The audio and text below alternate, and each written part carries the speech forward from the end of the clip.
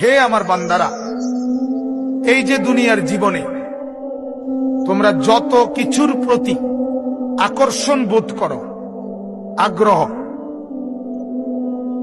এই সমস্ত আকর্ষণ, আগ্রহ, আবেগ, উদ্দীপনা, অন্তরের লিপ্সা, কামনা, বাসনা, এটা আল্লাহ তাআলা বলেন যত কিছুর প্রতি তোমার আগ্রহ হয়, আকর্ষণ তৈরি হয়, আল্লাহ তাআলা বলেন সেটা আমি আল্লাহ তোমার অন্তরে দিয়েছি। নারীর প্রতি আকর্ষণ আমাদের প্রত্যেকটা পুরুষের মধ্যে আছে, আল্লাহ তাআলা বলেন এটা আমি দিয়েছি। আমি যদি ভিতরে না দিতাম এই সত্তাটা, তুমি এই আকর্ষণ বোধ কই পাইতে?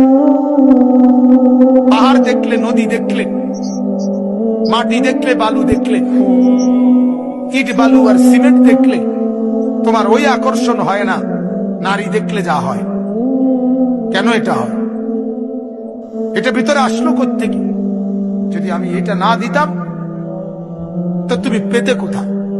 আল্লাহ তাআলা বলেন আমার দেওয়া। 2 নাম্বার, সন্তানের প্রতি মহব্বত। আল্লাহ তাআলা বলেন এটা আমার দেওয়া।